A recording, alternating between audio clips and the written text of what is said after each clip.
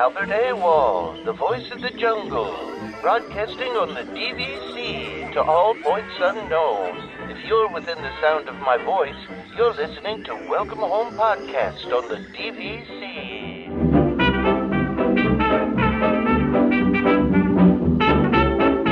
Hello and welcome home. Thank you for joining us on episode 127 of Welcome Home, a Disney Parks and Vacation Club podcast. I'm Tom. I'm here with just Trevor right now, but Damon's going to be here soon enough. Yeah. What's that? Yeah, Damon is on his way. Hopefully. He'll be here soon. Yeah, he will be. Yeah, he's. We're not at our normal time, so obviously people's schedules are kind of weird. Yeah. So this will be a chaotic one, and I'm sure people our old normal time though. Like this is we yeah. So just to bring everybody behind the curtain a little bit, back pre-pandemic, we used to record at night, right? We used to do it at nighttime on Saturday, Friday or Saturday, yeah. Yeah, Fridays, and now since we went to weekly, we've been doing it kind of midday on Sunday. But sometimes we got to change. Obviously, we all have weird schedules and things going on. So now we're doing it at nighttime again. It's kind of feels like home. But it's been such a long time since we recorded at night. I mean, I can't even remember. Yeah, like I said, it feels weird because usually around this time I'm thinking about. Like my brother and I usually have a thing on Saturday night. We actually did. We had our virtual get together last night, so that's not an issue. But your normal video gaming you guys do exactly, yeah. So sometimes we just sit and chat on Discord or whatever. But yeah, it's usually I'm doing that. But yeah, it kind of feels weird tonight not doing it. But then also for me, it's even more off because this is actually the long weekend for me this week. So, because for some reason, May long weekend is like a week off between Canada and the US. That is interesting. Yeah. Usually we line up, but this is the one I guess we don't line up on. So yeah. Well, that's all right. Do we want to see if we can get into some listener questions here while we're waiting for Damon? Yeah, Damon will show up sometime soon here. Do you want to read the first one? Sure. Marie says, on our last visit in January, a CM at Guest Services mentioned that the old FastPass system is now the park reservation program, and that he expected some sort of new FastPass program once COVID reservations were lifted. Thoughts, speculations. He also mentioned the Disney Genie app. We speculate paid FastPass, maybe a few free for AP/DVC or resort guests, and we'd love to hear your thoughts. And Marie adds on, she's DVC, Animal Kingdom Lodge, and Copper Creek. It looks and the hearts and the Mickey ears right there too. Yeah, so exactly. You can't forget those. So I think I hate to say that a random cast member's not going to really know that much, right? There's always like a joke about the bus drivers always telling you things that are going to happen, and then it's never true, right? But I do think that. And we've seen some FastPass signs being removed, and I think that doesn't mean FastPass is going away. I think FastPass will come back. I just think it's going to be different. I do think they're going to go maybe to like a paid one. I don't know what that's going to look like for our annual pass holders and DVC members. But I do think it's going to be different than it was. I'm just guessing that it's not going to be the same as it was. I would agree, but I do like the idea of either. I think as an annual pass holder, that could definitely be a perk because, people have been talking about, them taking away perks from being an AP or DVC member. If that was something that was rolled into one or both of those things, I obviously, that would benefit all of us.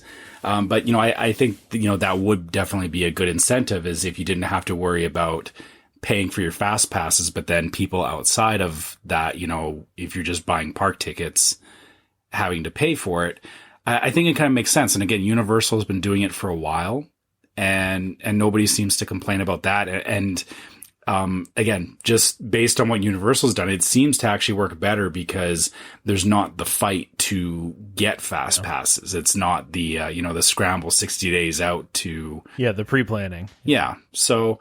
I mean, I don't think it's a bad thing because it is a form of crowd control, which, fast passes definitely need.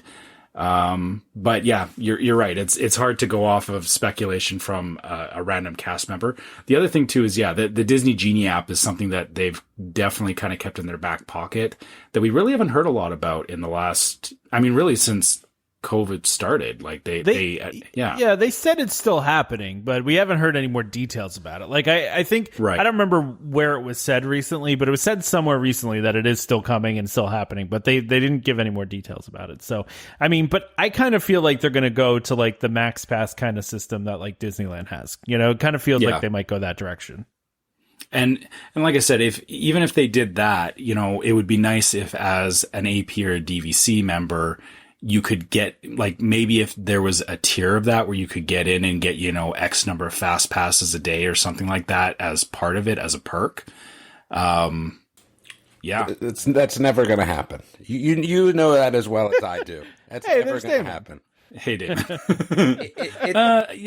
I'm being cautiously optimistic. You're right. The thing is, we've already given them our money, right? There's no incentive for them to do anything in that regard. I think that maybe there might be a discount, but I don't think there'll be any free for, annual pass holders or DVC, especially DVC members, because they're not paying every year.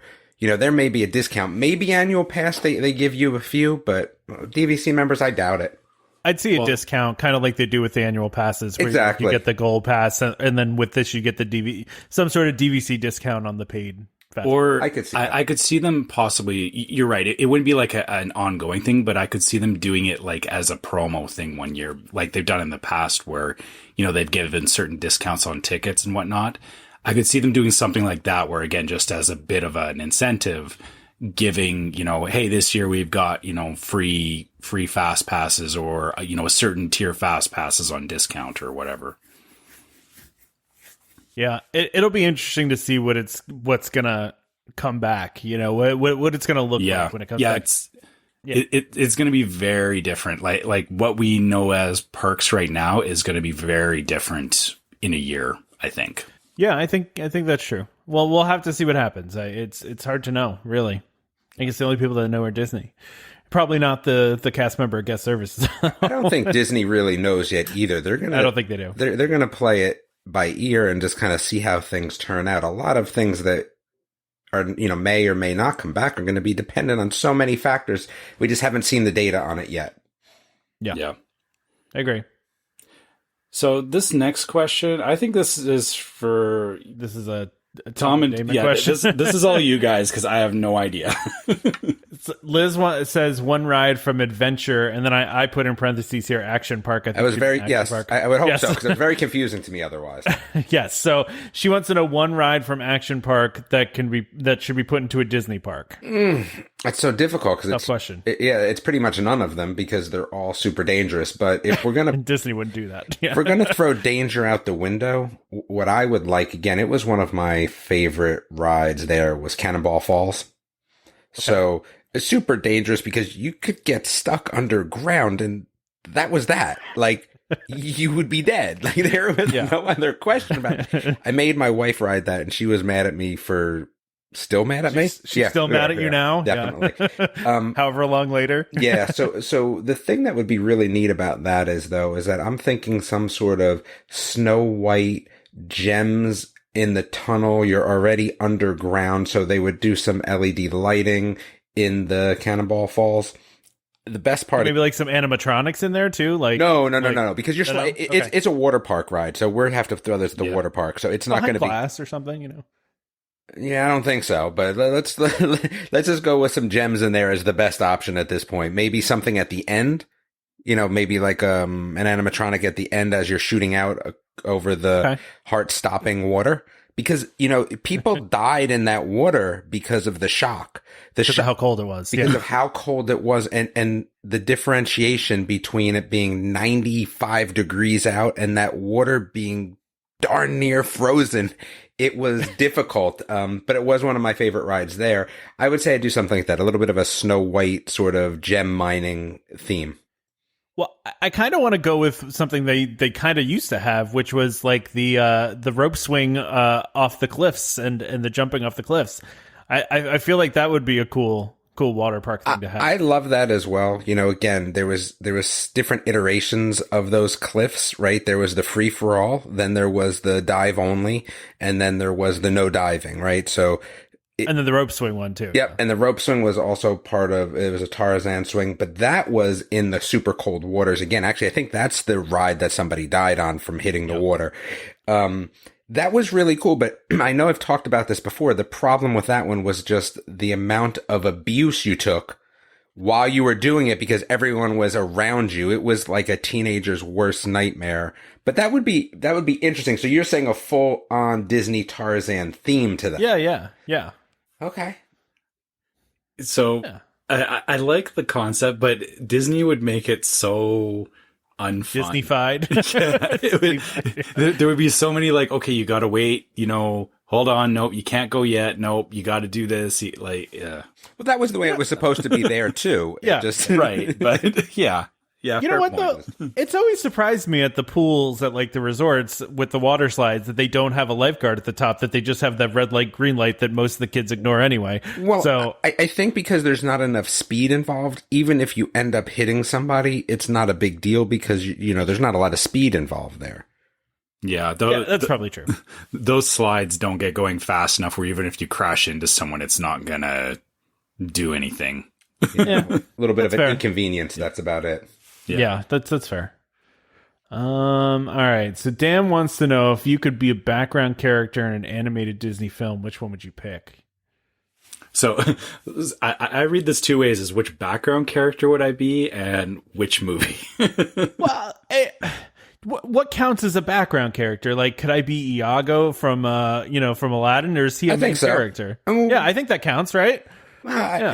I mean, I don't know. I think maybe, for me, that's a background character, but in theory, maybe he's thinking a little bit more like obscure background character. Okay. Man, that's tough then, though. Trying to think of an obscure background character.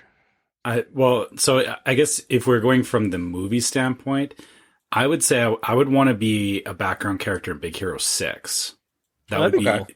That would be a cool, San Francisco is it's very, futuristic and all that. And I think, that just being in the background of that would be fun. That's cool. Yeah. You could be the butler from that. That's a background character right there. There you go. I think he's more of a supporting character. I don't think he's a background character. Well, that's probably what Iago is, right?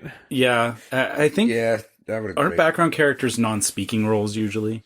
Oh, we're gonna go non-speak. But then, if they're non-speaking, then they probably don't have a name. Then even right. What about non-dialogue? Right, so they don't have a whole dialogue, but maybe they have a sentence, right? Like something along those lines.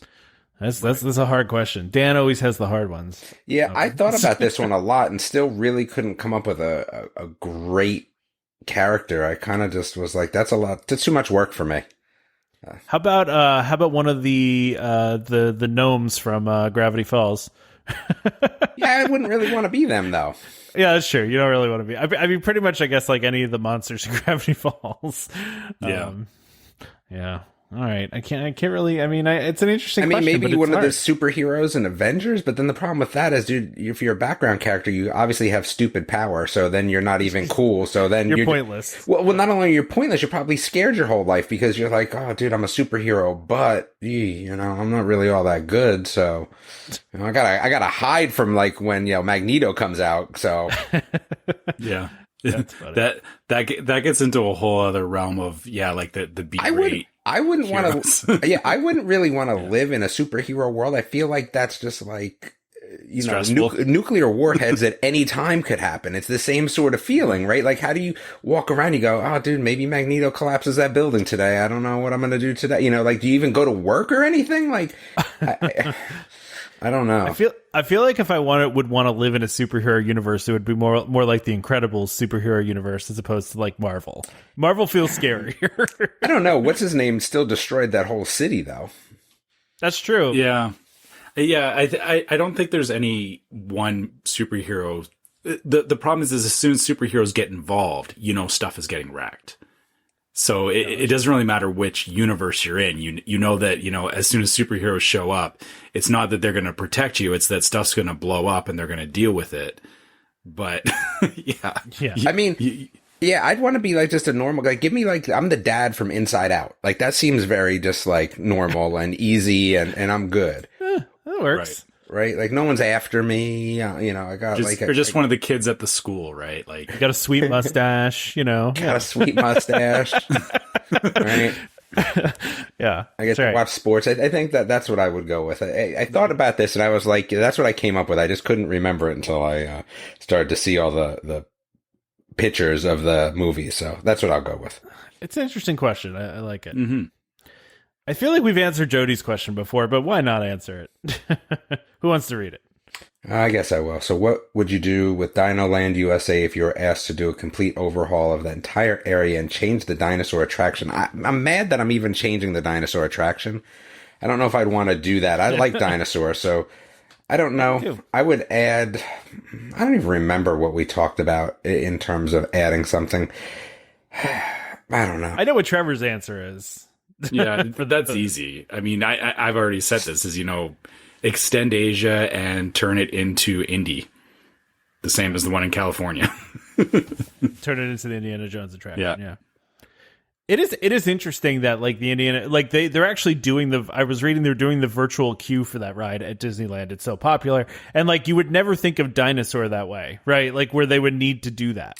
But the thing is also the queue at Indy is amazing, but it's also like 90% indoors. Yeah. So. Yeah, okay. Well, there's also no IP attached to Dino Land or Dinosaur. That's really the problem. It's surprising these days. There's a movie, but it wasn't a good movie. Technically, there was a dinosaur movie. I'm gonna say no. Sorry, Trevor. Sorry, but because it used to be. It was called Countdown to Extinction, right? Yes. And then they changed it to Dinosaur to promote the movie Dinosaur. But you're right. It's not really IP. It's not like valuable IP. You're right. It wasn't built specifically for that movie. Yeah, that's fair.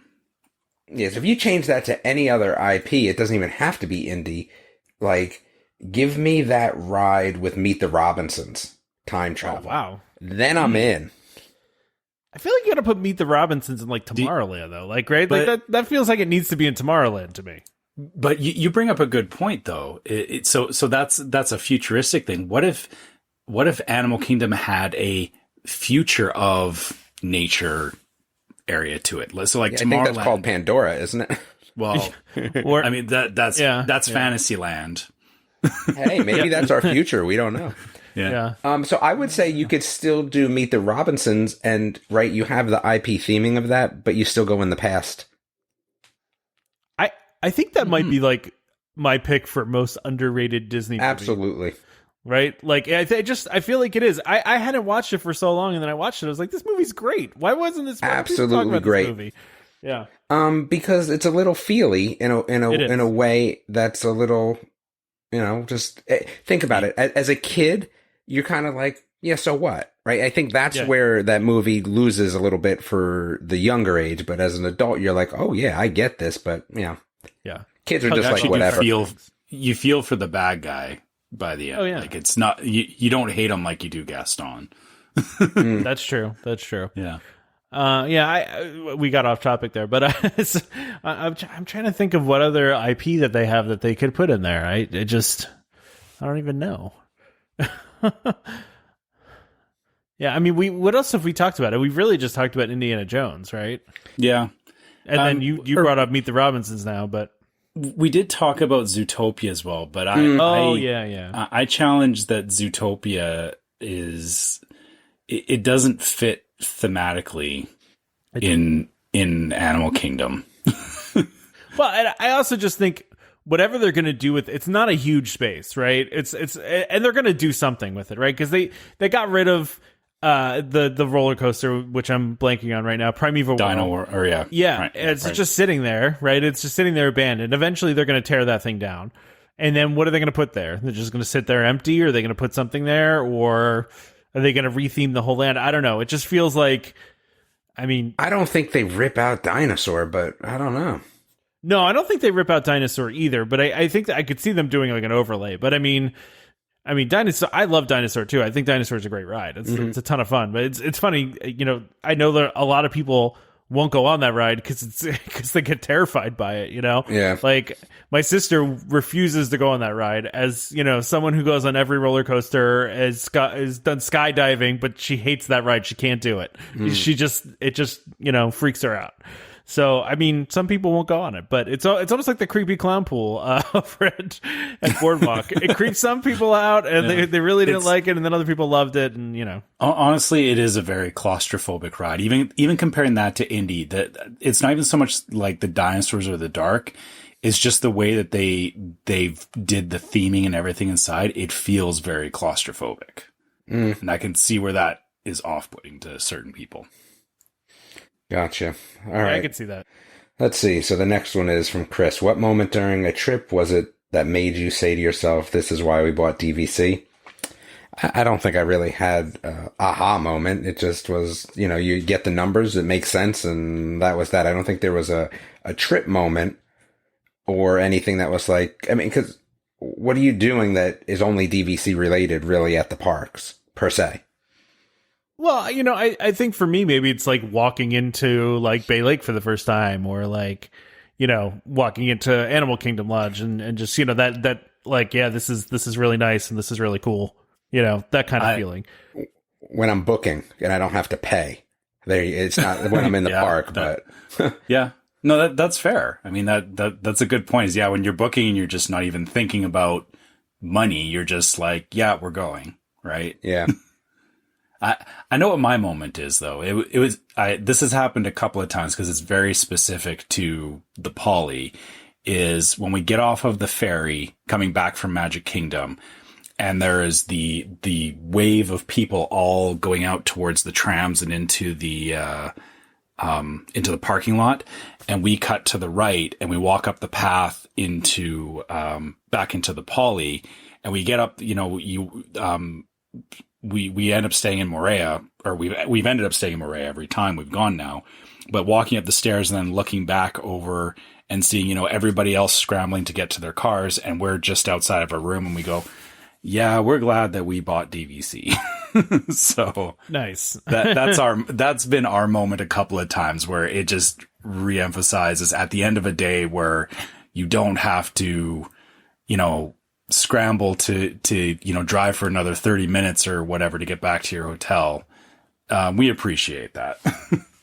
I also feel like that, like every time I go into the DVC lounge or go to Top of the World, I'm always like, yeah, this is why I got DVC right here. Yeah. Actually showing the DVC lounge to my parents on the last trip, that was another one of those moments too. 'Cause even they came in and they were like, wow, this is really nice. And I'm like, yeah, this is why we did this. Well, I think I've told this story before, like where I took my in-laws up to Top of the World, and they were like, how much did you guys pay for this? Like, because it was just like we were standing just checking out the view of everything and having a drink, and like it was just like, it's like, wow, this is awesome. How much did you guys pay for this again? You know, that kind of thing. So yeah. All right, so Garrett's question is for me specifically, and says, Tom, I need some clarification. I haven't finished the last podcast, but you said Sleepy Hollow didn't have the Nutella waffles. What time of day did you go? My wife was devastated when I told her this, and she checked the menu and saw the waffles still had Nutella, but only for breakfast. So I'll answer this really quickly. I have seen a couple people report this now, that they do still have the waffles, but they only have them for breakfast. So I have seen that a couple times. I can confirm that I went in the afternoon, so maybe that's why they did not have them available to us. So it does seem, Garrett, that they still have the Nutella waffles, just only in the morning. So make sure you go in the morning and don't do what we did and go in the afternoon. So wanted to make sure I cleared that up for everybody, because I had, you know, said in my trip report that they didn't have the Nutella waffles anymore. They do still have them. It's just at breakfast. All right. So we got that answered.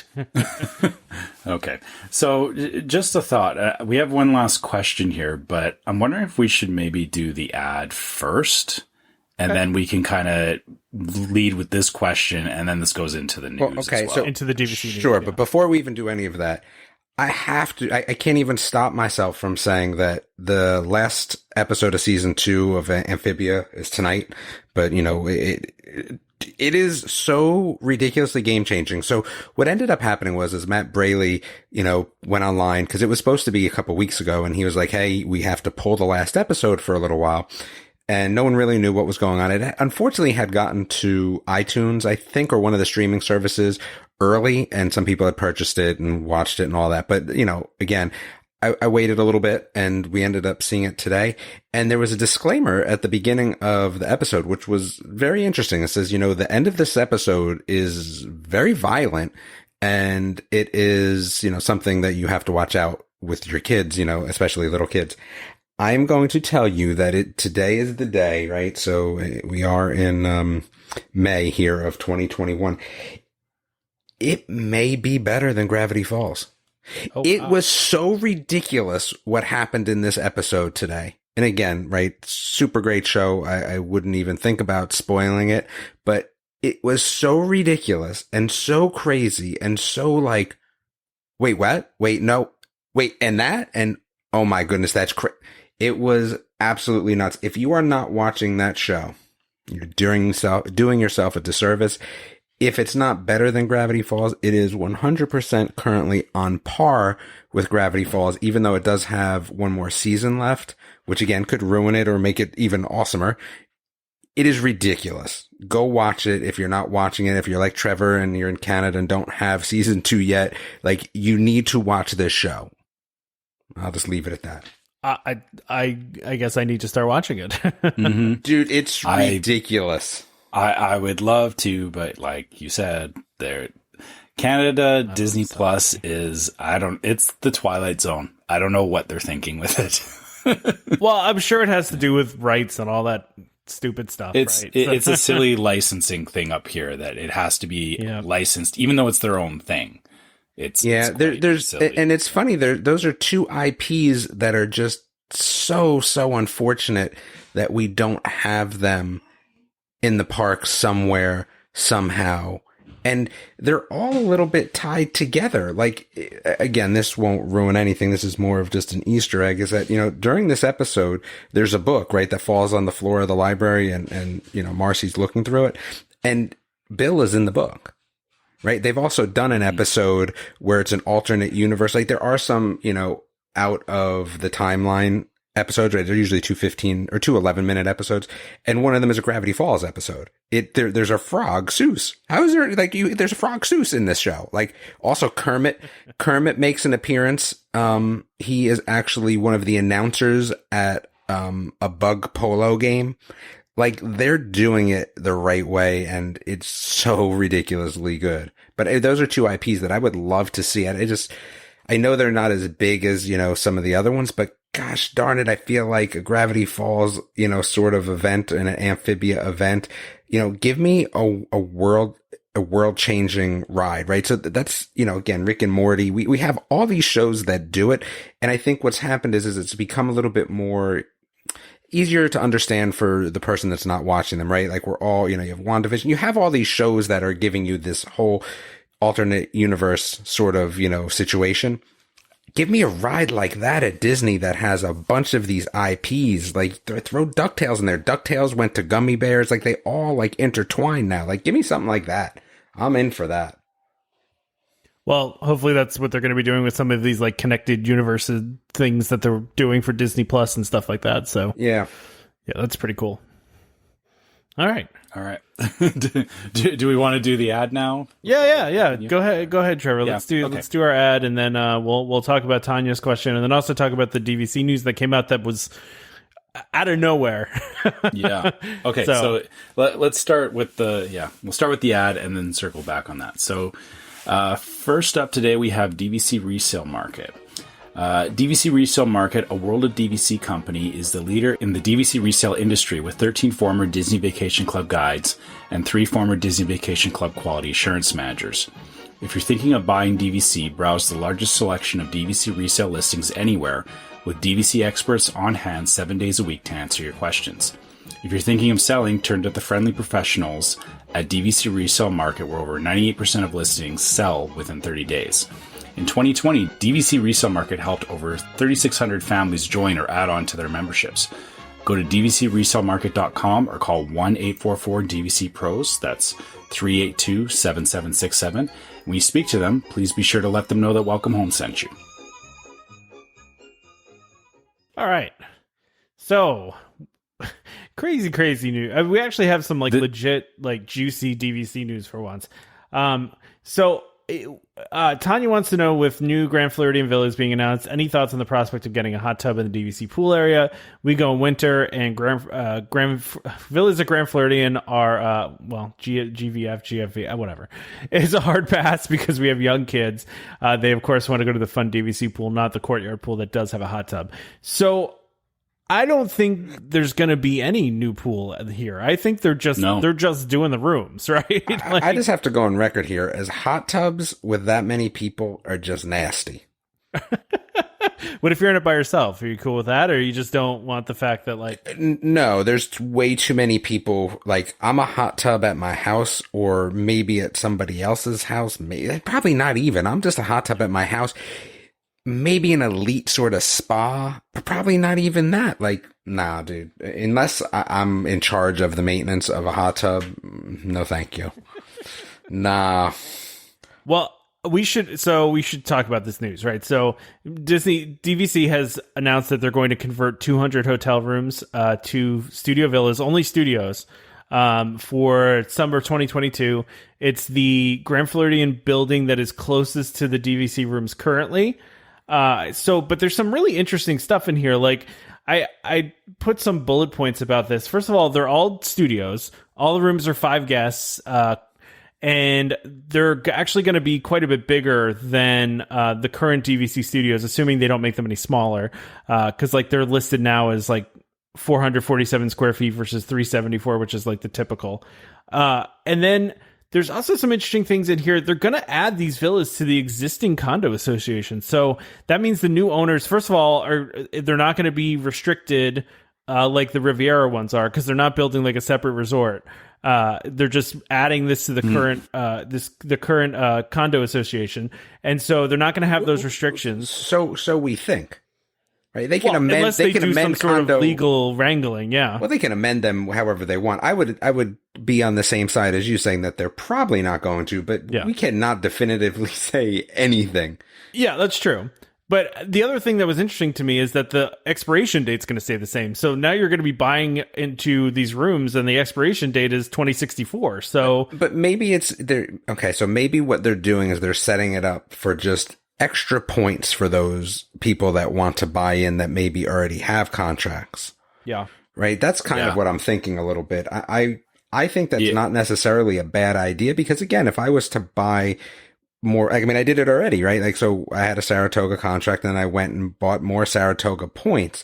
They were available for me, thank goodness. But interestingly enough, when I was on the cruise and I was debating buying even more points, they were not available that day. They actually had a, bring me back in 2 days later and be like, oh, there's points available now if you want them, right? Obviously, some sort of right of first refusal somewhere was going on. But I think that's a lot of what happens here, is that people are just looking for more points at their current resort, especially if you're not going to buy resale. Yeah, I saw Derek, Derek from DVC Resale Market posted in our group that he was working for DVC, I think, when they were selling Grand Floridian originally, and he had mentioned in the group that it had sold so quickly that Disney kept raising the price to slow it down, and it wouldn't slow down. It's a very in demand resort, and it's one of the smallest resorts that they have. It's very small. What is it? Only 100 rooms right now for studios, which they've just tripled in size. So yeah, pretty much, yeah. So it's such a great way to also burn up points without necessarily. Look, let's just say nobody really buys into them at the same rate as maybe they're buying somewhere else. It's still going to eat up points, right? Yeah. It's an easy way for them to start eating up points, and again, if people buy them, absolutely great. But eating up points is really the name of the game, especially for the next few years. And I was going to bring that up, is, even if you don't care about buying at the Grand Floridian, this is good for, anybody that is specifically looking to stay in studio size rooms, because having all this extra inventory means, one, you either have the option of staying at Grand Floridian, or two, more people are staying there, which means that you're not going to have quite the same crazy battle for, certain resorts where there's less studio resorts or less studio rooms, right? So yeah, absolutely. Studios are the most popular room, and they're the most difficult to get, right? So and especially when you allow 5 people, right? That even makes it even better. Well, and these are going to be bigger rooms too. That's quite a bit bigger. Well, I'm not necessarily a studio person anymore, right? These might pique my interest, right? That's another interesting thing, right? You might get people that are not necessarily studio people being more interested in this, not only for the extra square footage, but also the exclusivity of the Grand Floridian, right? Like there's something going on there where I wouldn't do a studio at the Grand Floridian previously, right? Because I'm assuming they were not 5, the older ones. Is that the case or not? I don't know, actually, because they have the existing DVC building does have all the room types, right? So it has studios and 1-bedrooms. I just didn't know if they were a 4 or 5 studio. But I don't know. That's a good question. Well, even if they are 5, that extra space makes it like, okay, maybe I would do that. Plus they'll be new, right? There's something to be said there. It definitely changes my thought process for this resort. I'm going to say it is 5, Damon, because when I stayed there, we had the queen size bed, we had the pull-out couch, and we had the bed that comes Murphy down bed, from under the TV. Okay. So gotcha. I'm thinking it's 5. Yeah. Got you. So I think it's going to eat up points. I think that people will add on points if their Grand Floridian people are ready. There is something to be said about people not, especially people that aren't as well versed in, let's say, resale and or playing the DVC game, right? Let's just say that that's not your thing, right? It's way easier to buy points from Disney at the current resort that you're at than doing something else, without a doubt. Yeah, no, that's true. Now, I was going to ask, do you think that, like you were saying, this may just be something where they allow people to add on. Do you suppose that they'll have a point where they're maybe pushing new members to buy into it? Like I don't think it's add-on only. I don't think it's going to be add-on only, but I just think with the same end date, why would you? What would be the benefit? That's still 40 years out. It's 2064, right? So I'm going to hand you $1 or $1.50. Which one are you taking? Right? Like that's really what you're talking about at this point. Like, unless you're so in love with the Grand Floridian, but you can always stay there anyway. That's the kind of the cool thing about DVC. So I don't necessarily think that I would take, like if I was going to buy new, right, at this point, there, and especially if I was going to buy directly from Disney and I'm not going to add on at Saratoga, then I'm looking for that end date because it gives, again, at this point, right, it probably gives my kids more time there because I don't know if I'll be too old to be going at the end of these current contracts. But why would I not want to do that? I don't know. Right. That's what I would be doing. So I think that there will be some people that will do it, right, for the exclusivity of the Grand Floridian. But I think that, it's going to be a great way for people to add on at that resort. Yeah, I would agree with that. I'll be interested to see what the price point is, right? So, because right now it's priced at $245 direct, which is a little high. That's like their sold out price, right? But do they go down? Absolutely not. No, you don't think so? No. Well, especially with what Derek said, where they like literally couldn't. They sold it out so fast. I mean, they'll probably keep it at a high number, I would think. And why not? Because while it's not being sold, it's still serving a purpose of eating points. True. Yeah. Yeah. But I mean, those rooms will probably. Well, I don't know what the declaration process is when they're adding them to a current condo association. Like, I don't know how that works. I'm assuming they still need to like declare the rooms in groups while they sell, like when they sell the points. I don't know. That's a good question. And then, so I'm seeing here that it says annual dues will be the same for all Grand Floridian owners. So, do you suppose that? Obviously they're factoring that into adding on here.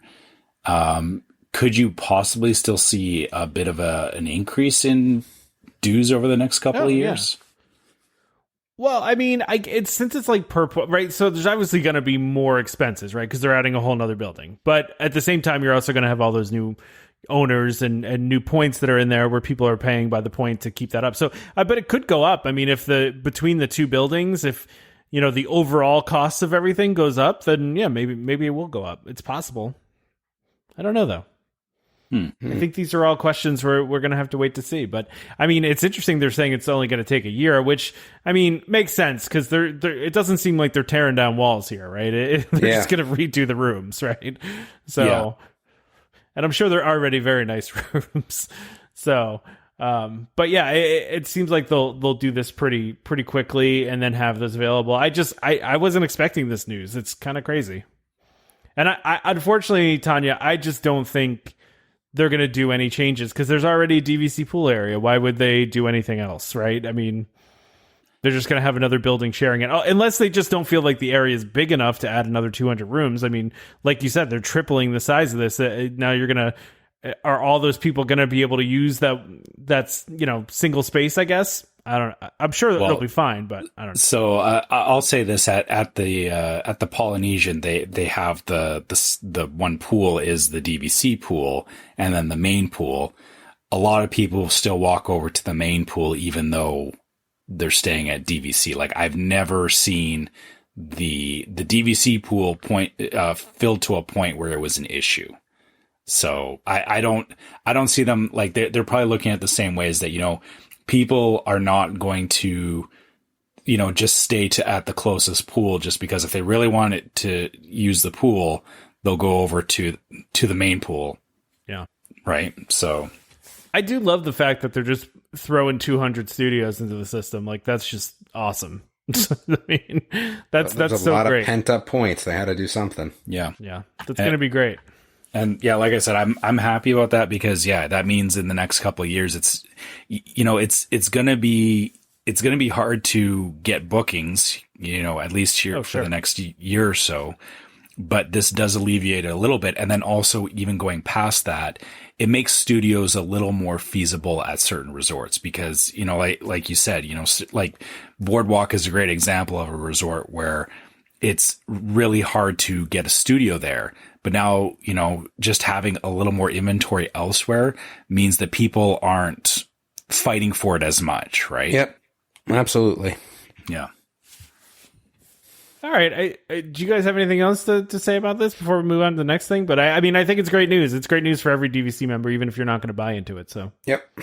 And the location of that building, I don't know if you guys looked, but the location of that building is really nice, right? It's like right on the water. It's right by the pools. It's not too far from the monorail and from the main building. It's a perfect location. It's the closest one. It's basically right on the other side of the beach from the current DVC building. So it's a good spot. All right. Well, the next thing I had on the list was Avengers Campus updates, and there's a couple things here. Dude, there is literally an item on the menu called Spoonful of Cereal that is Raisin Bran. I'm just out on that. I'm out on that. It's breakfast, but yeah. That is so random with everything else on the list. It's so stupid.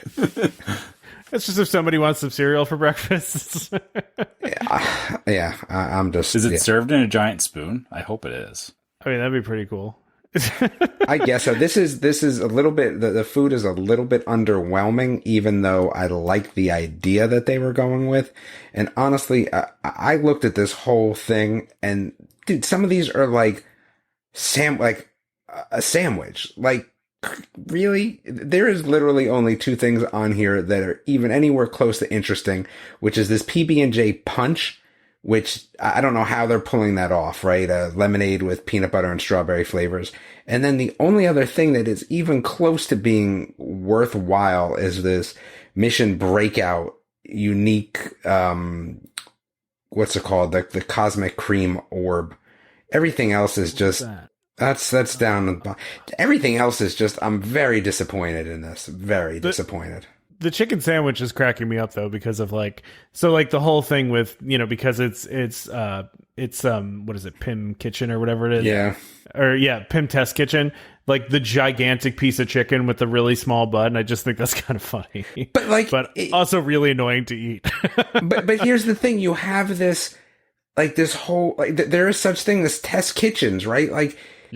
there's a freaking salami, ham, and cheese sandwich. You can fancy that up however you want. And I think the big one of that is $100, right? Yeah, well, it feeds like 6 to 8 people, but yeah, there's a big version of it. But why do I want a really big sandwich, right? Like, it just seems so ridiculous. If you can find a family where if a family of 6 people, where all 6 of them are like on board with having a giant sandwich, sure, but sure, yeah, everybody's cool with salami, rosemary ham, provolone, sun-dried tomato spread on toasted. It just seemed like there could have been, look, half of the menu could have been crazy and the other half not, and I would have been okay with that. But there's nothing here that I'm like, ooh, that's crazy. This was the opportunity for crazy, and it's missed a little bit. Yeah, I get what you're saying. I think they focus too much on the size differential stuff and not enough on the crazy. The size gimmick. Yeah, as the differentiator. Yeah, I mean...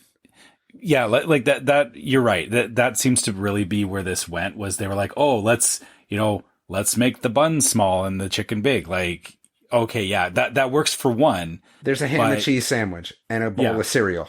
Like, I don't think I need to go anywhere past that. Yeah. Can I also say that I hate Caesar salads that are like that are just a big heart of romaine? Like, this one I kind of dig that, man. This has a single crouton with it. A single crouton. Oh, well, it's a giant crouton. Yeah, I don't want that. I do want the crispy Parmesan at the pieces. I'll eat that, but yeah, and the meatball thing looks good. I mean, but it's meatballs. You see what I'm saying? Meatballs, like, there could have been some sort of craziness going on, and I'm just looking at this stuff, and most of it I could find at a deli, and that's disappointing for me. You know, I don't get it. I think there could have been a lot more, but I guess the problem is that you have to cater to things that people would like, but then they've taken it a little bit past that.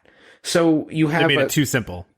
Yeah. Well, that's what you try to cater to, but they've not fancied it up, but they've, like, again, so rosemary ham and, tomato spread, a sun-dried tomato spread, they're going to pull people out. Instead of just having a salami, ham, and, cheese sandwich, they've made it just enough that some people won't like it, but not crazy enough that it seems interesting, if that makes sense. Yeah. I know what you mean. So it's I know exactly what you're saying. It makes total sense. I feel like what they could have done, if you ever watch like those cooking shows and stuff where it's like they get them to do like dessert pasta, where it's like, you make what looks like a pasta, but it's all made out of dessert ingredients, right? Dessert, so Duff does that in a lot of his shows. It's called dessert and pasta or something, right? Yeah, exactly. So if I feel like if they had done something like that, where instead of just playing around with oh, this is too big and this is like too the meatballs small. were cake. Exactly. Like if they made if the meatballs were the dessert option and it was like, hey, that looks crazy, or that's deceptive.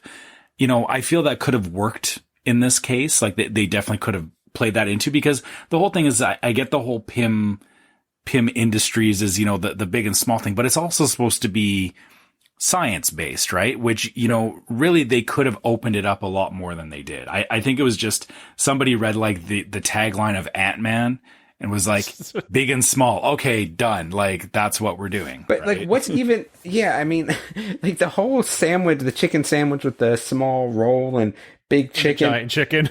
Like, I just feel like you could have done something where you had mini chicken sandwiches on a chicken. Like, it just could have been a little bit better. But honestly, that chicken sandwich would make me mad.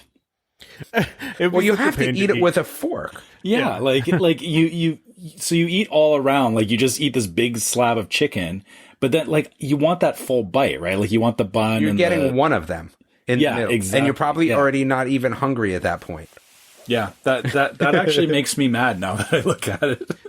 I do like that their specialty drinks are in beakers. That's kind of cool, but I mean that's easy. So that was that was the smart choice. Is keep everything in that science thing. But like I said, that's the whole thing. Is you have like entire labs. Like look at lab equipment. Look at all that stuff. You can play around with that. And here's an interesting thing, right? So they have these. And this is the Guardians of the Galaxy what are You're gonna skip over the shawarma place?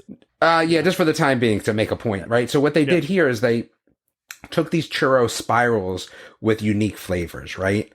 And I think that, again, is a little bit more of what we were looking for. Give me a churro that is, I'm trying to think of, key lime pie churro.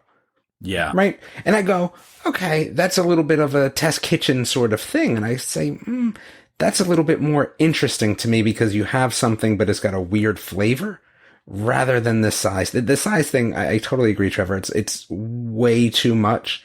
And I get that's what they were going for, but I do think this Cosmic Cream Warp looks pretty good. The Krispy Kreme puff with whipped raspberry cheesecake. That's what I was talking about, yeah. Yeah, that's what you're talking about. Now that I'm down here, yeah. Yeah. That's cool. I don't even really like cheesecake, but again, that looked good. And again, that also looks different enough, but it's also got this weird color. It's also got a raspberry cheesecake mousse, which is a little bit weird. And I don't know what the outside of that is, but it looks really good. It just is different. It almost looks like Oreo cookie or something. Yeah, But it almost looks like a truffle or something. Yeah, it's exactly. Otherworldly, right? Like that's the point. Like the desserts in what is it, Satuli Canteen, and that one cheesecake that's like that blue cheesecake, right? Oh, that is the best. Yeah, it is. Yeah, the rest of these are mailed in. The shawarma place, I mean, I don't know. I mean, it's falafel. Like, okay, I can go get that wherever I want. It's cool that they have plant-based. That's nice that they're doing it too. Absolutely, I agree with that. But yeah, I'm not very. Yeah, it is what it is. You know, sorry. I was going to say, you know, I appreciate that. Yeah. You know, they're giving options, you know, when I'm there and I'm just hungry for something. Yeah. Being able to grab a shawarma or something is great. But if I was going to the Pym Laboratories restaurant, that I'm not there just to eat. I'm there for an experience. And I think that's what we're really getting hung up on here, is that it's not, you know, yeah, great. You can get shawarma, you can get, you know, a ham sandwich or whatever. But, exactly. But a bowl of cereal. But that's not why I'm here. $100 ham sandwich. Yeah. By the way, when they first posted that, they didn't make it clear that served 6 to 8 people. So people were like, $100 sandwich? What? Well, see, here's the thing. Like, I was interested at that point because I was like, oh, maybe this is something like super cool and special. And I was excited. And then it's just like, nah, it's just super big for 1 million people. And I was very disappointed. Anybody buying the Infinity Gauntlet to hold your Coke? I'm just imagining people walking around with that, but I mean, that's not bad. It's not bad. I think it's kind of cool. Yeah. I mean, it's up there with popcorn buckets and all that. It's, you know, it's fair game, I think. Yeah. Yeah. Well, I also put some merch in here because I think this is really interesting about the merch that they're selling here, because I don't know if this is, I don't know. This is, I read the comments on this article and people seem mad about this. But basically part of the merch that they're selling are things that can help you do different actions on the Spider-Man ride, which in and of itself is cool. But if the idea here is that you buy that stuff and you get a higher score because of it, then that's making people mad. Pay to win theme park games. Yeah, pretty much. But the neat thing about this is, like, so you can buy these like web slinger things, and they have like different powers. So like they have one that's like a Iron Man one, and then they have a different Spider-Man one, and then a Ghost Spider. So like, and they shoot different things on the ride, which is a really cool idea, right? But I do agree with the idea of, if you get a higher score because you have that stuff, it's kind of annoying, right? Well, it's not even just the, you know, getting a higher score. I think it's, you know, fundamentally changing. Like, I'm assuming these, the Iron Man one is like the repulsor cannon. So instead of throwing webs, you're shooting like Iron Man's blaster thing. So that changes up how the ride feels and plays. It's not even about getting the highest score. Sure. It's just that they're selling, you know, hey, you know, replayability or, you know, uniqueness on this ride is behind a paywall. Kinda. Yeah. Yeah. I can see where that doesn't feel great, because it feels like, they're like, hey, you can try this, but it's better if you come over here and spend $20, right? So I mean, but at the same time, it's a cool idea. Like I can't think of anything else that's ever done that. Like it's a very different idea, and I think it's kind of cool. I mean, I wouldn't be that upset about it, right? Like, I'm not going to be like, oh man, I need to buy this thing. Like, I just want to buy it. Like, it's fine. Yeah. Like I don't feel like I'm missing out there by not having it. So, but I don't know. I just think it's an interesting idea that they would do that. So, I guess it does equate to like when we did the droid building in Galaxy's Edge. I spent a little bit more and we got the backpack with it. And that, the droid, you build the droid, but then when it's in the backpack, you leave it on and it will actually like talk and interact with things as you're walking around the park, which is kind of the same thing, I think, is, you're paying for something extra and it's, changing up the experience or adding something to the experience. Which, again, I can see people going, well, why should it be that, I can't see and do everything without paying extra money? Well, yeah, I don't know what the best answer is to that, honestly. Yeah. I mean, again, I'm not opposed to it, but I also can understand why some people don't want it to be that way. But I guess the other side of that, too, is, if they just pandered to, keeping everything as a free experience, we wouldn't have any of this stuff. Yeah, I guess would be the other side, because they wouldn't invest the money into building these things if they couldn't, recoup some cost on it. Of course. Yeah. How do we feel about the spider bots? I think they're kind of cool. I like them. I like them. They remind me of, I remembered seeing some nanobots like years ago. It looks like they're just like Marvel customized nanobots. Yeah, I can see that. I like them though. They're cool looking, and I like that they kind of theme them to different superheroes too. So like, there's an Iron Man one, a Black Widow one, Black Panther one, Ant-Man and Wasp, and then they even teasing that they're going to make different versions. And then it also has the backpack too. So you were talking about the backpack for your droid. They have a backpack that you can get for the a Spider-Man themed backpack for the spiders. And then I also really like these cool goggles too. Further down the list here. Yeah, I'm looking at these right now. It's goggles, and does it come with the web slingers? I don't know if it comes with it or if it's separate. Okay. But there's web shooters that have light sounds and a display for when they're not being used to save the day. And then 17 unique expressions on the eyes. So they're for those, obviously nobody can see this, but they kind of look like the Spider-Man eyes, like, and they're goggles you can put on. And apparently, I'm guessing they make different expressions, right? That seems what it does, right? On the screen, I'm guessing it just yeah. So it's the idea is it's like how Spider-Man, his eyes are very expressive because you can't see the rest of his face. Never understood how that works practically, but never mind. The suit's made by Tony Stark, so he can do whatever he wants, right? Just shut up. Okay. Yeah. So we'll just keep with that and move on. Fair enough. But fair it's. I guess the only thing with that is it says 17 different expressions, but is it a matter like are you having to manually flip through those, or does it just randomly do it? Yeah. I feel like I wanted to like blink while I blink, right? Like that again. That's what I'm wondering, is if this thing is smart enough to know that you're, moving your face in a certain way, and the reflect or the expressions match what you're doing, right? These are all good questions. These are all good questions. So. I admit I don't think I would wear these around the park personally.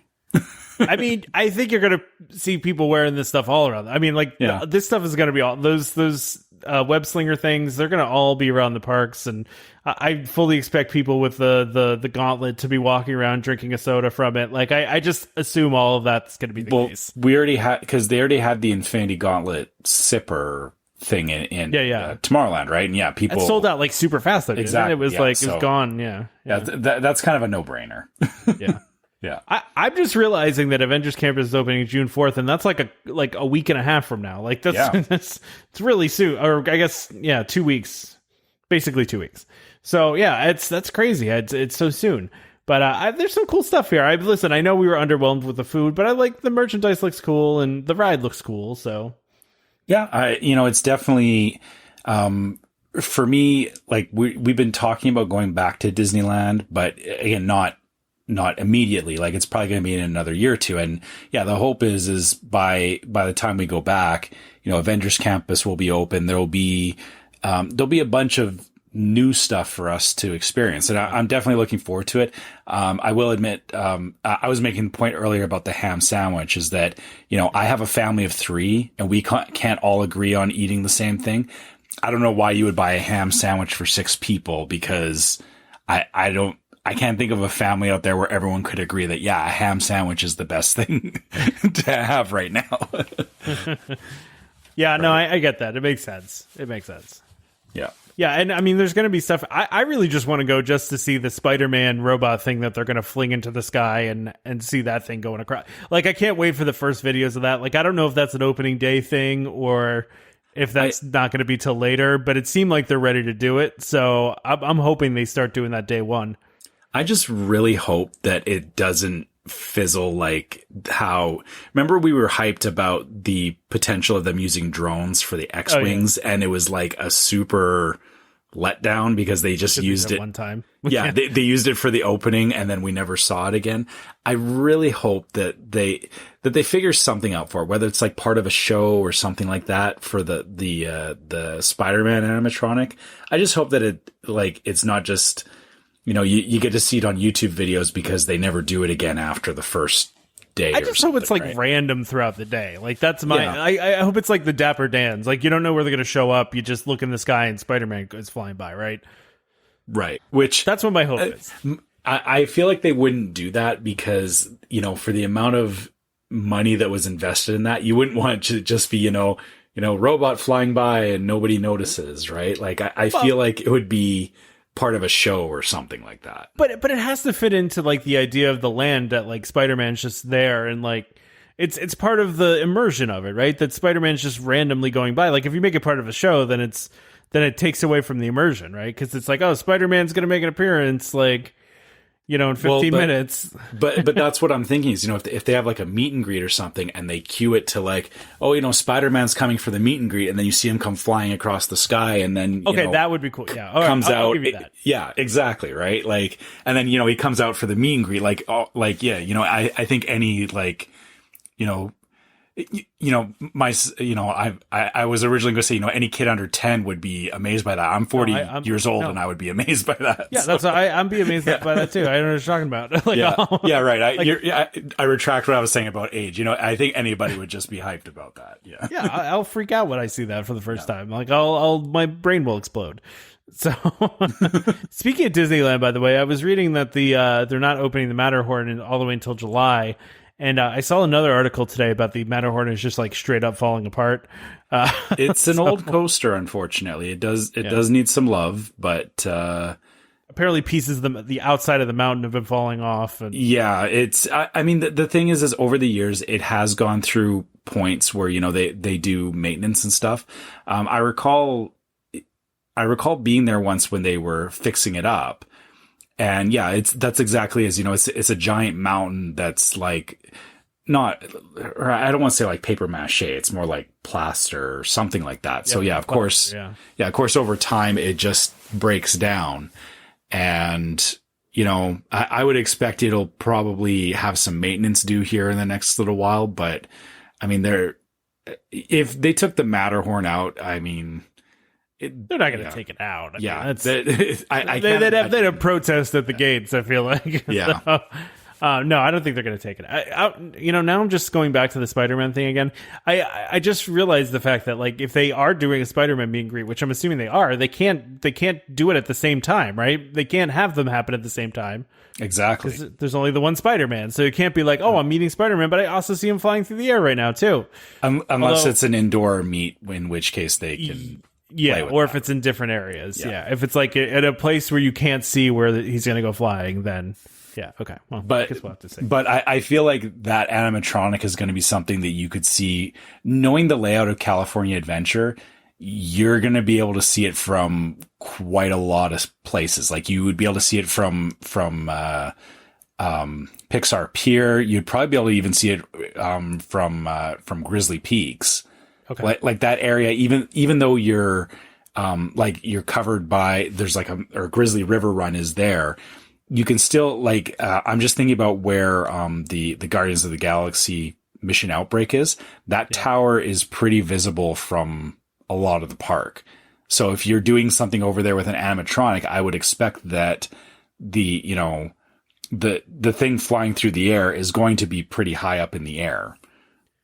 I do feel like this is not the same as like those drones that they promised, or even the robots, because like those had some obvious flaws, right? Like, so the whole drone thing, they were the size of cars, they probably weren't gonna be able to consistently be used. And then the drones have the problem with, human beings touching them and messing with them and crowds and such. But this is something I feel like they can completely control. It's technology they've been developing for years. I feel like this is happening. Like, I feel like this is going to happen. I just, like I said, my biggest concern is that, they run it for a little while and then they realize that the robot is not, or the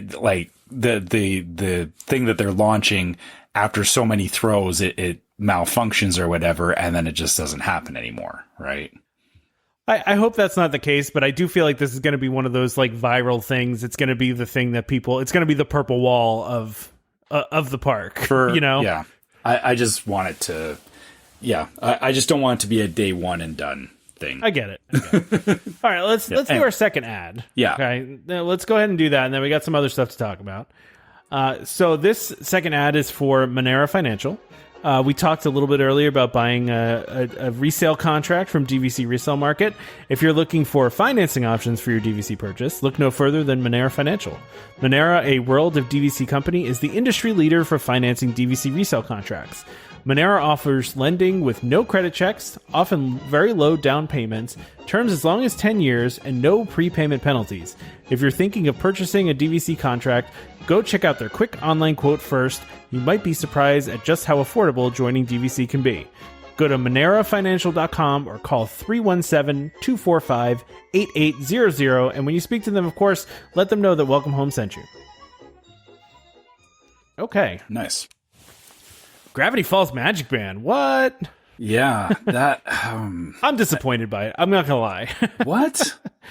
It doesn't have the characters I wanted. I want a Seuss Magic Band or a Grunkle Stan. Like, I don't want Dipper and Mabel. I mean, at least Waddles is there, but like... Okay, Dipper and Mabel are... I mean, the twins are the main characters of the story. So, of course, the very first go at it, Dipper and Mabel seems obvious. My wife is thrilled that Mabel is on there because Mabel's her favorite character. Okay. So I get that. And you're right. Maybe this is a lead into, you might get like a Seuss and Grunkle Stan Magic Band at some point, or even like a Bill Cipher or something like that. Give me one of those, man. Yeah. Give me some of those other cool characters. I mean, there's so many. Like I feel like there's a lot of different ones that I would buy from that show. For sure, yeah. Maybe like a little Gideon one. Like, that one would be funny too. Like, there's so many fun things you could put on those. And no offense to Dipper and Mabel. Of course, that's the place you go, right? And I also just am not a big fan of the color red. Just, that's just not a Magic Band color I would ever buy. But I love the fact that they decided to make a Gravity Falls Magic Band. That is very cool. I'm psyched about that. I will also say it costs $30, which feels like a lot. For a lot of these...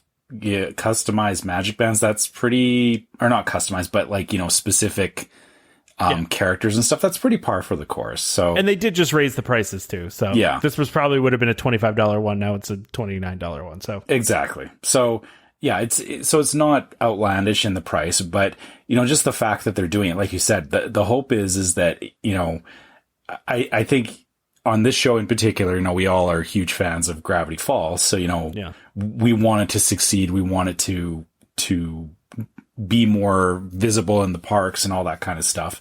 Maybe if this sells well enough, that might be enough to start seeing more of that kind of stuff, right? Like you said, maybe this will lead into, hey, you'll start getting some of the other characters, or maybe it would be nice if they did like sets of magic bands based, like, instead of them just releasing like, here's one based on the show, is it's like, here's a set of 5 based on Amphibia, or here's a set of 5 based on Gravity Falls, right?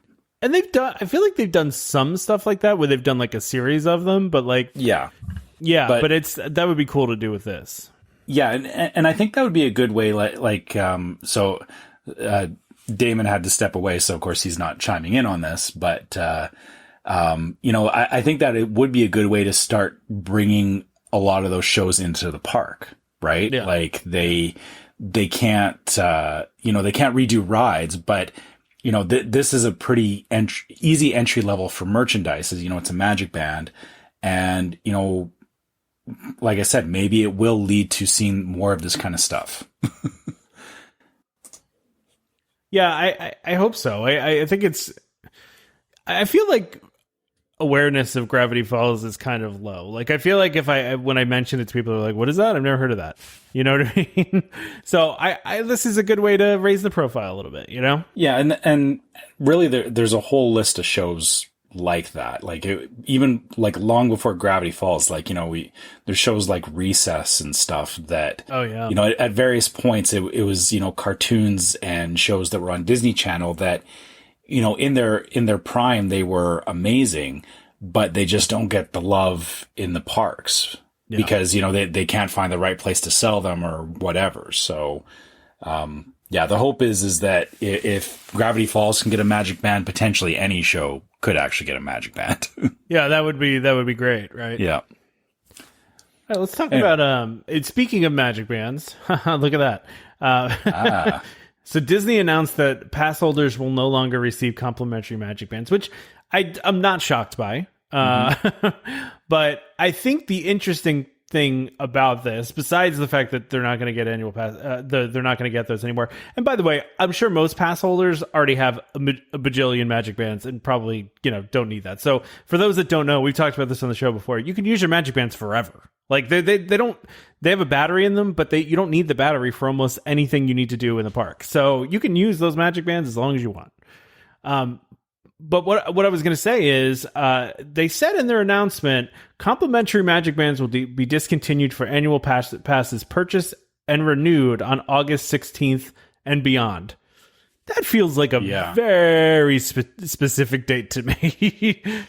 Well, I mean, they always they always establish a cutoff on these things. They always want to make it clear that, you can't say, well, you didn't tell me that it was the beginning of August or end of August or whatever. They want to be specific about it. But the word that is most curious is purchases, because as we know, there hasn't been the ability to make any new purchases. So there's a bit of an implication here saying, hey, maybe on August 17th, you'll actually be able to start buying annual passes again. I'm going to be honest. I'm going to put it out there right now on recorded. This could be replayed anytime. I think August 16th is when they start reselling annual passes. I'm calling it right now. I'm saying it. Done. I'm not even saying this is a rumor. I'm saying this is what's going to happen. Well, I hope you're right, because I was looking into it for my next trip, and I think I do want to do an annual pass next year, because we're going to try and possibly do a couple of trips. So if I can get an annual pass before that trip, that'd be good, right? Yeah, why not, right? And truth be told, while they're making a lot of changes to the Disneyland passes, I don't think that they're going to make that many to the Disney World passes. I don't think they really had that much of an issue with how those were set up. I mean, it's a whole different beast in Disneyland, right? Like, they had to make a change there. I was reading something that, like, what was it? It was well over 50% of the guests at Disneyland are annual pass holders, and they just literally didn't have enough space for all the people that wanted to be pass holders. Yeah, and Disney World, that's not the problem. And the big difference too is that so Disney World you have the silver, gold, and platinum passes. Yeah. Silver is for people in Florida residents only. Gold is Florida residents and DVC. And then platinum is basically everybody else.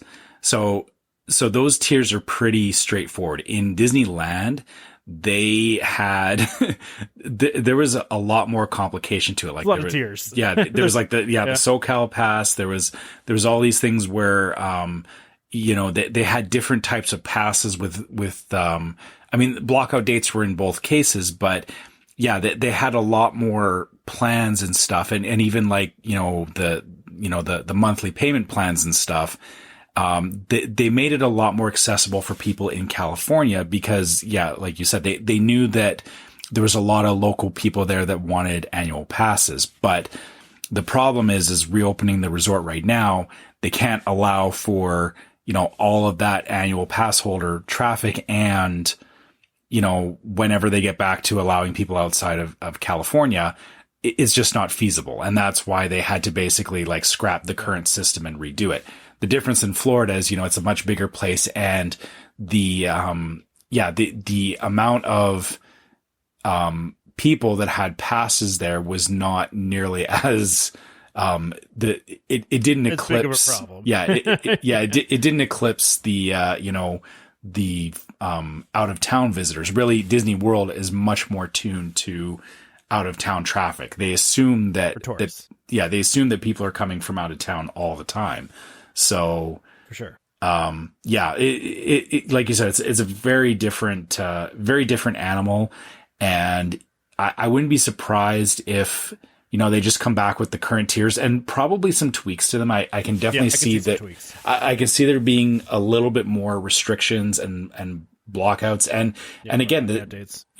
And this may even tie into what we were talking about earlier with the fast passes, is that they may be trying to realign themselves with a new fast pass system. And then they'll say, hey, here's the new fast pass system and you can buy annual passes now, which, either gets you a discount or some sort of benefit alongside of it. Right. Yeah. Yeah. It's interesting to see how this is going to go. Right. So I do think they'll make some tweaks, like you said. And I do think that, there's a chance that they maybe add some more blackout dates or whatever. But this also makes me think that Disney expects by August 16th that they'll be back to full capacity or close to full capacity, right? Like, I feel like they can't do this unless they feel like they'll be able to really open things up. Well, I mean, I could be wrong. Based on, based on the current trajectory of things, we talked about it last week with them changing the mask policies and distancing, and I'm sure you saw that, like they took the plexiglass off of Soarin'. So, and they got rid of all the relaxation areas, which makes sense because those were for outside, masking. Yeah. So. Yeah, they don't need them anymore. I would say, I think, Disney, knowing Disney, they have forecasting and all that kind of stuff.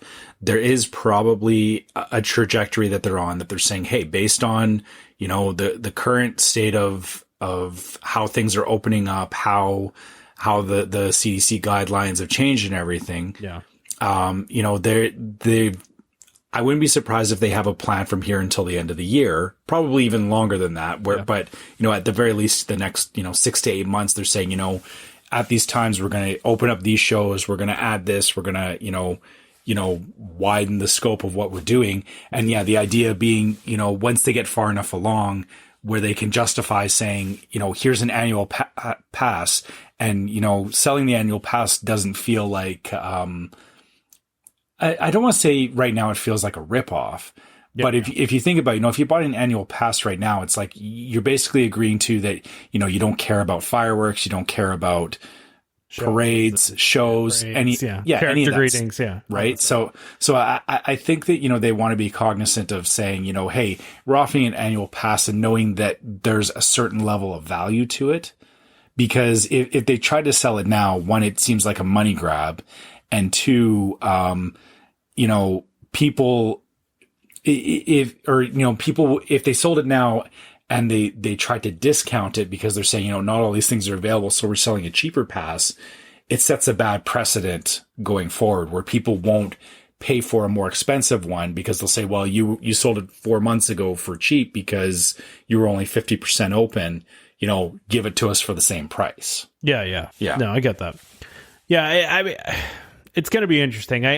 I'm wondering where they're going to be at that point. I mean, we'll know obviously at some point, but it makes sense also that they want to sell passes again with the 50th celebration starting in October, right? So they want to get a head start to that, and they want to start selling those passes again and bringing people in with the promise of the 50th celebration. So, and there's going to be a new ride debuting. There's going to be all sorts of stuff going on for that, all sorts of events. So, I think this is part of that. Yeah, and like I said, I'm honestly, I talked to my wife, and we're both like 95% sure that we haven't bought our tickets yet for our February trip because we're waiting for an annual pass. We want to see if we can get an annual pass for that trip. Yeah, that makes total sense. Yeah. All right, so I have a headline here of Epcot updates, and it's kind of more like Epcot area updates because there's some boardwalk in here too. Yeah. And I just tried to group them all together. And truthfully, these are kind of like almost like remember when we used to do like the speed round? This is almost like speed round topics, right? Because these are not things we need to talk about a lot. But okay, so why don't we don't have to do a full-on speed round, but especially since Damon is not here to yell at us to go faster. So right, but here let's high level this. So there's 4 topics here. There's Disney Cruise Line merchandise and treats are now available at Disney Yacht Club. Boardwalk ice cream is replacing Ample Hills Creamery at Disney's Boardwalk Resort. The 3 Caballeros animatronics have returned to the Grand Fiesta Tour at Epcot, and Space 220 restaurant. I put it on here just so I can laugh about this because I don't believe it. So yeah. So okay. So for the first 2, I mean, yeah, I get where your thinking was with this. That Yacht Club and Boardwalk are pretty. Yeah. They're Epcot Resort area, right? Yeah. So the merchandise at Yacht Club, that's cool. I don't care about the merch. I care about the food. and I think, that this again would be something that Damon would care about probably more than us. Cause, for me, the Disney Cruise Line merchandise doesn't do anything for me because I have no plan to get on a Disney cruise anytime. I'll say that. Yeah, that's fair. But I feel like this food looks good. This, whatever that thing is there, the blue thing. the blue thing? The blue thing. With the little gold captain or the pirate's wheel in it was. Let's see. Yeah. So specialty snacks include a lemon tart with raspberry mousse, a Mickey shaped Rice Krispie treat, whatever, and a blue cream cheese trifle. The blue cream cheese trifles. Oh no, wait, that's the thing in the cup. Yeah. With the lemon tart with the raspberry mousse is the thing I'm talking about. Yeah, which it looks incredibly like it's like a navy blue. Yeah. Yeah. It looks like the blue of that dessert at that cheesecake at Satuli Canteen. It's that same kind of color. Yeah. Yeah, I mean you're right. I mean that is cool. Again, going back to our earlier discussion, it's something that looks interesting. Yeah. It's still a lemon tart. It's not going to be, or I wouldn't expect it to be mind blowing, but yeah, it definitely looks interesting and thematically fits the Yacht Club. So yeah. No, I agree. This next one I really wanted to talk about because it's kind of funny. So I did Geekin' on WDW. I did that this past week and was talking to Curtis and it's going to come out in a week or two. I'll let you guys know when it's coming out. But I was actually talking about the fact that Ample Hills Creamery was gone off the boardwalk and how sad that was because Ample Hills was great. And I think I've told this on the show before that they had ice cream flights there. And I got an ice cream flight one time, but it was like 9 flavors, and I nobody wanted to share it with me, so I ended up eating it all myself. And I was like, thought I was going to puke all over the boardwalk, but the space was just sitting empty. It's just been sitting empty, and then all of a sudden, out of nowhere, Disney throws up a sign that says Boardwalk Ice Cream. Which, come on, Disney, like we can't come up with a better name than that. Well, to be fair, so I will admit, for me personally, there's some restaurants that I know the names of them, like, was it Narcosis or whatever? Yeah, Narcosis that I ate at, yeah. Last trip. So based on the name alone, I have no concept of where it is on property. All right, you know what? That's fair. And same thing with, like, Ample Hills Creamery, that could be anywhere. Boardwalk Ice Cream, I know where that is. Like, that's true. It's on the boardwalk. Yeah. And it does seem like it's and listen, I'm glad they're using the space. Like, don't get me wrong. Yeah. I'm not gonna I'm happy that they decided to use the space and to put an ice cream shop in there because when I think boardwalk, I think ice cream. Like it's a synonymous thing to me. So this is great that they're doing this. But I was looking at the menu and felt kind of uninspired by you. But it just was kind of, very standard fare, and not even like the ice cream flavor variety was very like, how do you not have chocolate chip cookie dough? Like, dude, you gotta have chocolate chip cookie dough, right? Like, I was gonna ask. So what is required for ice cream flavors? I guess. Well, I think you have to have the traditional chocolate and vanilla, right? You always got to have that. I think chocolate chip cookie dough and cookies and cream go next. Like, I think those have to be there, right? Really, you wouldn't put strawberry in before? I'm not a strawberry fan, but I could see it. Okay, we'll throw strawberry. Are you big? Are you like strawberry? You like Neapolitan or? I do. I like straight strawberry, but as I've said in the past, I'm not a huge connoisseur of ice cream because it doesn't agree with me. But for me, I would put a good strawberry ice cream above. But before you get into like Rocky Road or anything where you start mixing stuff together, even cookies and cream, I feel is, that I wouldn't count that as like standard fare necessarily. No, like cookies and cream is probably like the third most popular ice cream you could get. Like, it's extraordinarily popular. Okay, well, I don't know. I mean, I guess I always assumed vanilla, chocolate, and strawberry were the default. Let's see. Flavors. I just Googled this right here. Let's see. What do I got here? All right. Wow, it's further down than I thought it would be. Wait, where is it? Cookies and cream and chocolate chip cookie dough are actually the same on this list. So, see, in this list, I called it right. So, the International Dairy Food Association top 10 ice cream in the country: vanilla, chocolate, cookies and cream. One thing we didn't mention was mint chocolate chip, and that's next on this list. Then chocolate chip cookie dough, butter pecan, which I don't care for. Strawberries on the list though, number 10, and then number 8, and then Moose Tracks and Neapolitan. So Moose Tracks. I don't know. Okay, all right. I'm not into popular ice creams, I guess. But I don't know about you. I know you don't do ice cream that much, but like, are you a hard ice cream or a soft ice cream person? Because I'm all about hard ice cream. Like, I'd much prefer scooped ice cream to a ice cream out of a machine. I just much prefer that. So I was going to say, I guess so you're talking soft serve versus the bucket ice cream. Soft serve or hard, yeah. I'll say for the times that I do have ice cream, I definitely go for the bucket, the hard ice cream. Yeah. So, yeah. I never go cone either. Cone is too much work. Like, I want to enjoy my ice cream experience. If it's on a cone, then I have to like rush to eat it. You don't do a waffle cone? I'll do a waffle bowl. Okay.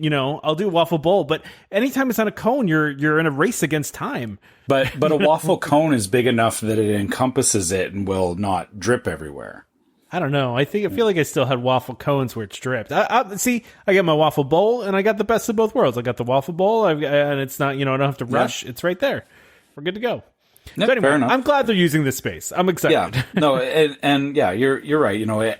It's definitely better than them just, I guess the longer that these things go on where it's like they're not using a space, it's like you go like, are they just going to tear it down? Like, it's like the Odyssey, where forever it was just sitting there, just empty for, only for special events. But I mean, it was good that they did this. So yeah, exactly. And then 3 Caballeros animatronics. Yeah, go ahead. Sorry, I was going to say that. Yeah, moving on, the 3 Caballeros animatronics. This is so people were freaking out about nothing. Well, like that they were gone for good. Yeah, Yeah. So I guess the thing is that, and I've seen this many times in Facebook groups, is that, people will post a picture like, oh, I went on the Mexican Fiesta tour and, it was just the cardboard cutouts, so disappointing. And it's like, okay, these animatronics are not always easy to fix. And I use the example of pirates. I guess the problem is that something like 3 Caballeros at the end, those animatronics are a big point in the ride. Yeah. And so people notice a lot more. But I can tell you, for the amount of times that I've read Pirates of the Caribbean in Disneyland, and like entire sections of pirates have been missing from it because they, you know, but it's exactly the same thing. Is it's like, you know, they break down, they have to do maintenance, and sometimes it's not a simple, like, you know, fix it in a couple of days and it's back up. Sometimes, you know, there's some substantial work that they have to do with it. This sounds like the same kind of thing where, you know, they had to make sure that they had them working properly, and they may have done some upgrades at the same time too. But now that they're back, you know, that it'll be fine for as long as they're back. But then the second that they pull them out again to fix something else, everyone's going to go into doomsday mode again. Yeah, because it's going to become Coco or something. Yeah. But what the thing I found cool about this is, and for those that don't know this, and I feel like I knew this, I just kind of forgot. So part of why it took them 4 months to do this is that those animatronics are 50 years old.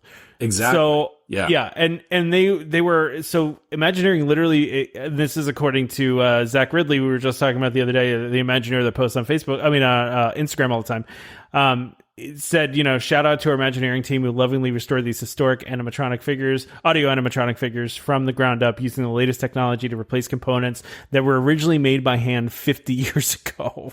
So these animatronics they were at opening day, I think, of Magic Kingdom, and part of the Mickey Mouse Review, and then they were in Tokyo Disneyland for 26 years, and then they came back to Disney World in 2015. So these animatronics have been around, and they contained all of the original components from 50 years ago that were hand built. And it's interesting, if you watch like the Imagineering story, they talk about early on Imagineering that they just kind of like tried stuff. Like they didn't even keep like notes.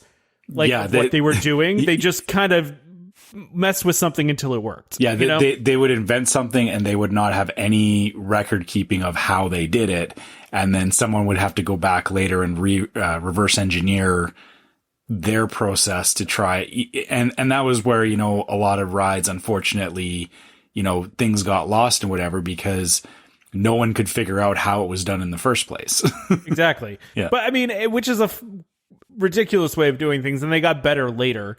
You know, if you haven't watched Imagineering Story and you're into this kind of stuff, watch it. It's great. I hope they do more, but there's some really interesting things in there because they basically make it seem like they really didn't get their stuff together until they had to build at some of the Asian parks, and those, you know, those parks, since they didn't own them, the owners of them were requiring all sorts of paperwork that they never had to produce before. So then all of a sudden they got it together and kind of started keeping records of things and, you know, and breaking stuff down. So, but I just think it's funny because this has gone for 4 months, but they were restoring these really historic animatronic figures. It's cool. And, you know, we've mentioned this before. Like I've said about how, you know, that like, I'm sure that they machine their own parts and they you know, for something like this, they probably looked at some of the mechanisms and went, you know, oh, there's nothing off the shelf that can replace, you know, the joint on this animatronic.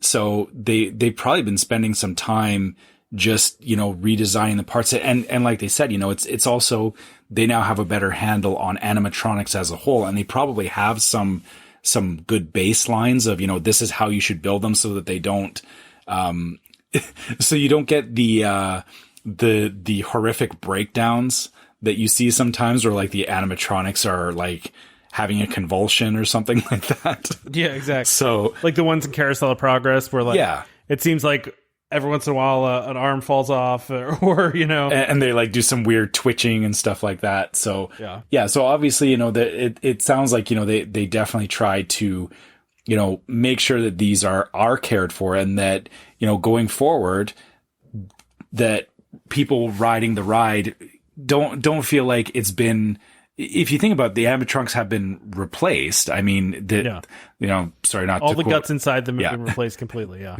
Not to quote WandaVision, but you know, it's, you know, Theseus's ship theory again, right?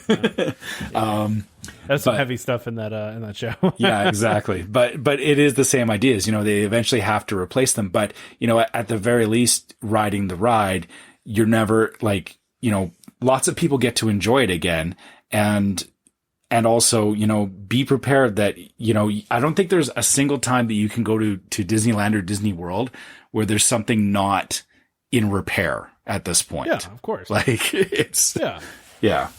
all until they turn this right into Coco. We all know that's where it's going. Oh, totally. Yeah. Yeah. That, it'll be Coco, and then, Three Caballeros will be completely forgotten and no one will ever remember what that was, right? Depending how cool they make the Coco thing. Like, if they just do a little overlay, I feel like they need to do more than that, and there's a lot they can do. But listen, another podcast, right? Well, and let me say this: if they're gonna do a Coco ride, then I'm gonna not be surprised if they went to the Italy Pavilion and did a Luca ride next. That'd be cool. It would be cool, but yeah, it's not everything has to have a ride.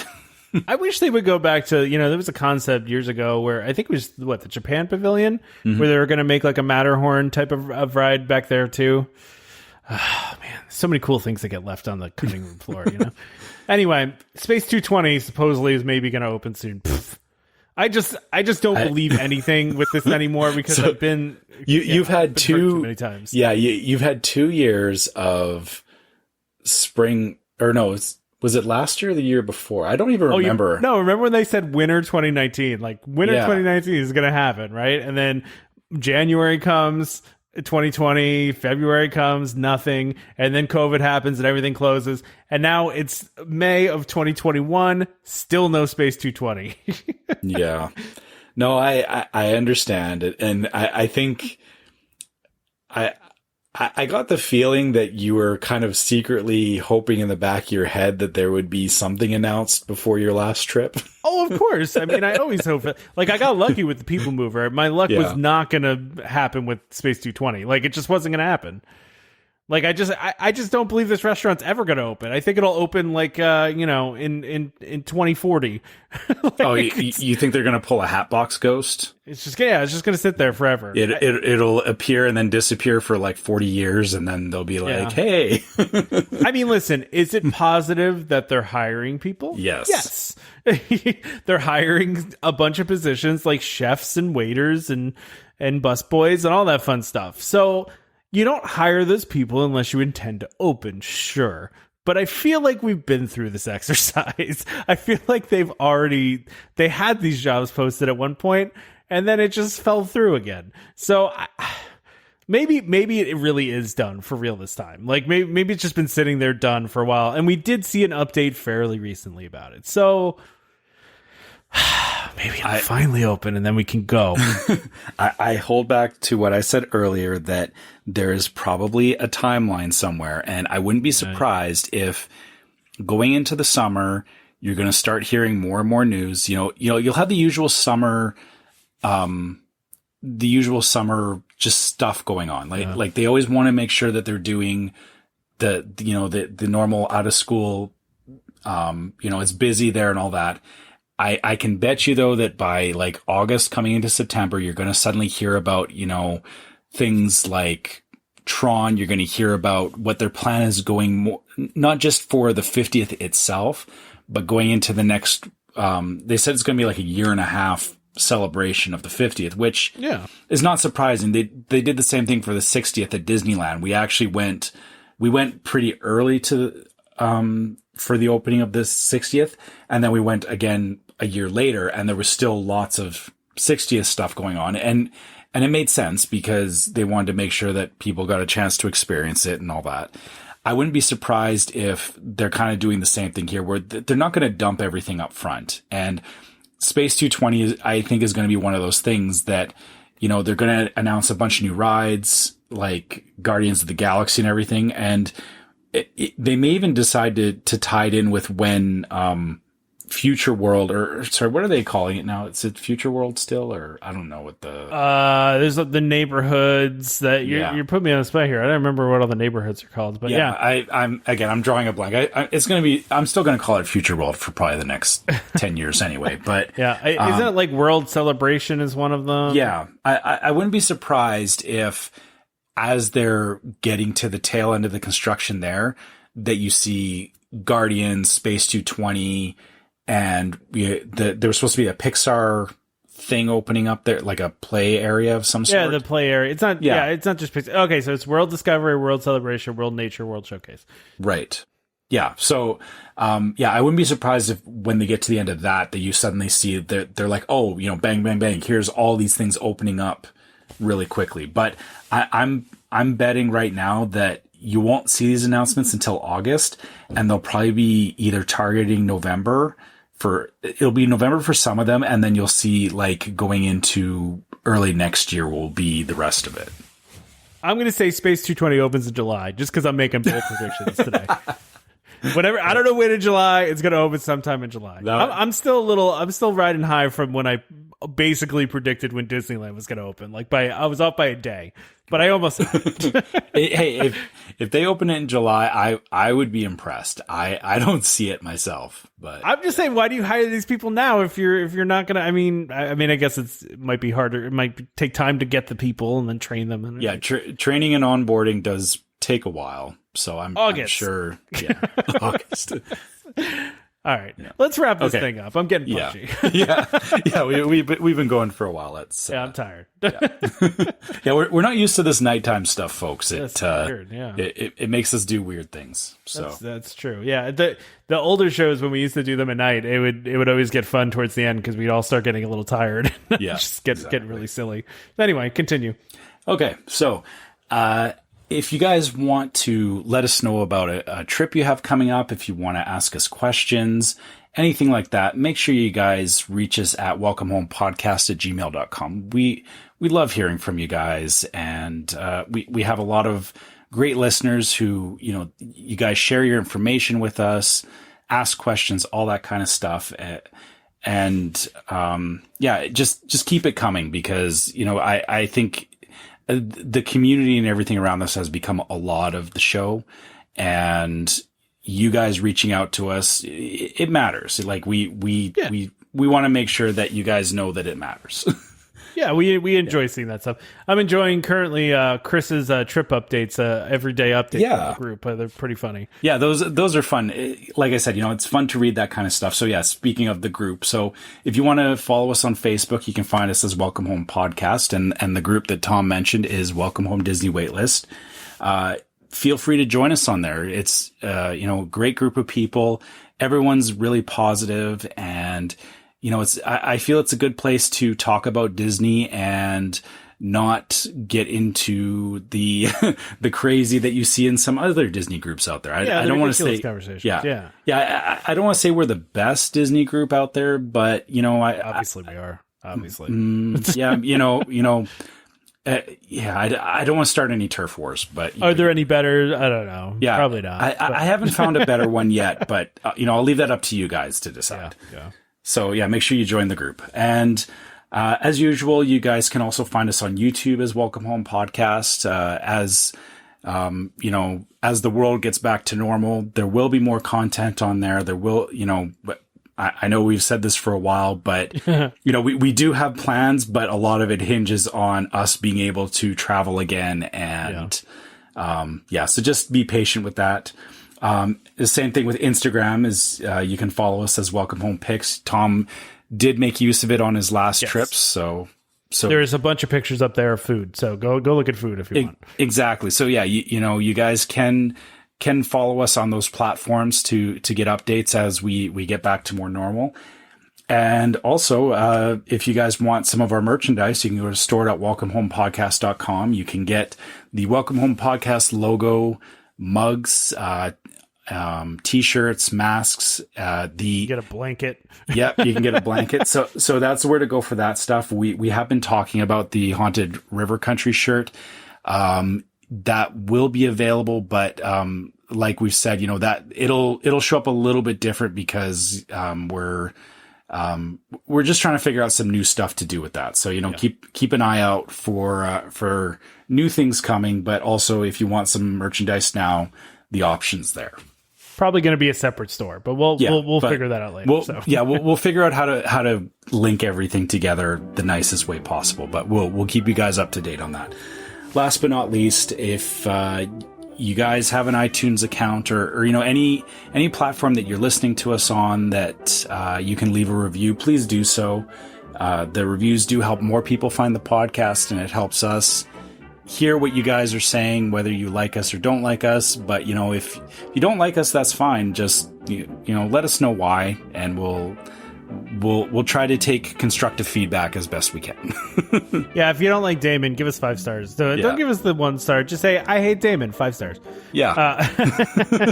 That's what I would prefer. So, of course, don't forget to subscribe to Welcome Home Podcast so you can be reminded every time we release a new episode. You can find us on Apple Podcasts, Google Podcasts, Amazon Music, TuneIn, Stitcher, Spotify, any place you can find podcasts, you can find us. Just look for Welcome Home. Look for the one that says DVC and Disney. That's us. Just a reminder to our listeners, Welcome Home Podcast is for entertainment only. We are not employed by the Walt Disney Company, and as such, any and all opinions we express on the show are our own, so please consult a DVC representative or Disney cast member for anything we talked about today. Huge thank you to DVC Resale Market and Monero for sponsoring this episode. Please go check them out if you're looking to buy or sell a resale DVC contract and looking to finance that contract. Join us next time for more Disney Parks discussion. Of course, more DVC talk. We hope to see you all real soon. This is Skipper Albert Awol, the voice of the jungle, signing off from Welcome Home Podcast on the DVC. Do a huddle when we hit its hair. How she can cuddle is no man's affair. I looked around from pole to pole, found her in a sugar bowl.